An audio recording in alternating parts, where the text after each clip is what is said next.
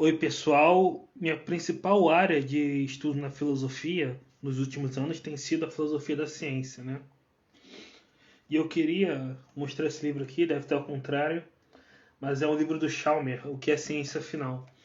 E nesse livro ele faz todo um resumo, né, da filosofia da ciência.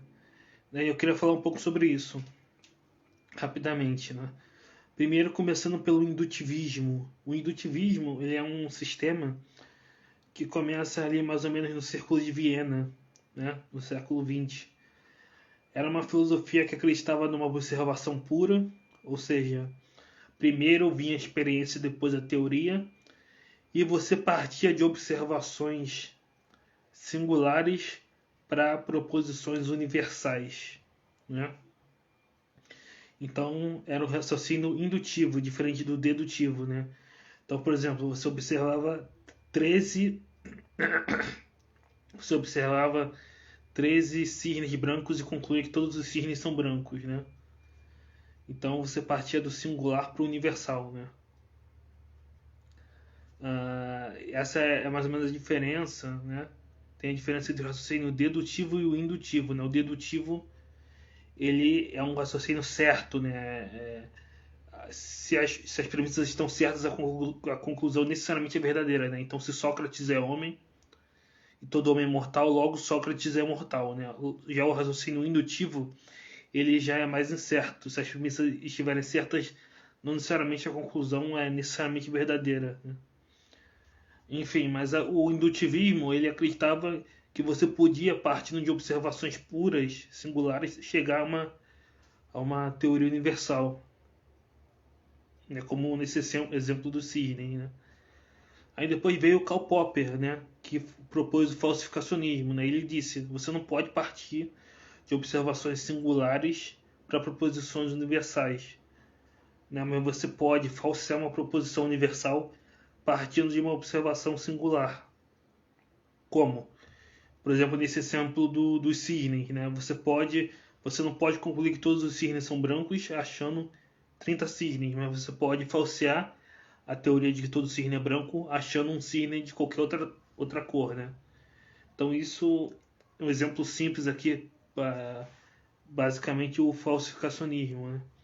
E o falsificacionismo acreditava que era o contrário. Você partia da teoria, né? Na verdade, você partia de um problema e aí você chegava, depois vinha a observação, né? Então, primeiro a teoria, depois a observação. Era o contrário, né? Então, a observação nunca era pura, né? Sempre tinha ideias que vinham antes, né? Ideias antecipadas antes da observação, né? Que você podia falsear ou não, né? Isso é evidente, né? Quando você vai observar qualquer coisa, você observa uma caneca branca, né? Que você já tem noções de branco, né? O que é uma caneca, então você já tem ideias na sua mente, né? Na sua cabeça. Aí depois veio outros autores do historicismo, né?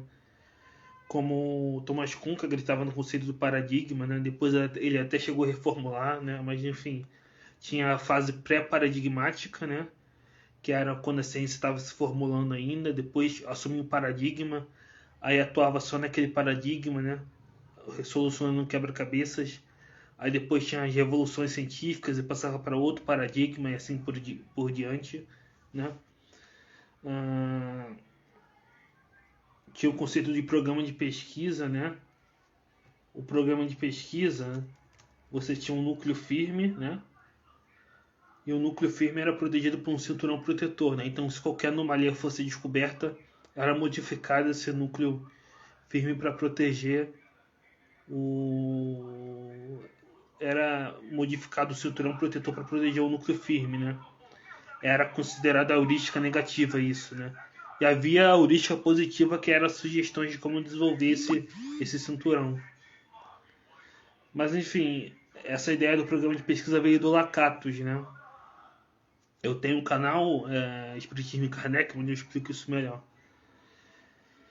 E esse livro ele fala de toda essa história, né, da filosofia da ciência, né? E depois a discussão sobre o realismo e o antirrealismo, né? Que as teorias realistas acreditam que esses entes que a ciência tem, que são entes não observáveis diretamente, como prótons, nêutrons, eles são reais, né? Já o antirrealismo acredita que são apenas objetos teóricos para facilitar os cálculos e as previsões dos cientistas, né? Então, a filosofia tem toda uma discussão hoje em dia sobre isso, né? Além de outros autores que o livro chega a falar, como Faraday, né? Que adotava o anarquismo metodológico, né? Que era a ideia de que você não tinha um método único, né, para a filosofia da ciência, que era vários métodos dependendo do caso, né? Era um anarquismo mesmo.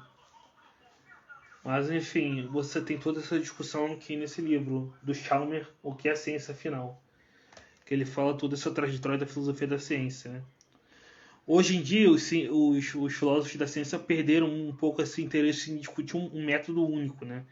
Eles já falam que realmente existem vários métodos, né? Sem necessariamente cair num relativismo, né? Que o Faraday ele caía no relativismo pela ideia de incomensurabilidade. Mas existem vários métodos, não um único só, né? Aí eles discutem outras coisas, como a ideia do realismo, antirrealismo, né?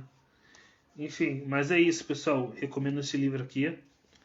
Recomendo também os textos do Silvio Sibeni, né, sobre isso. E é isso, até uma próxima.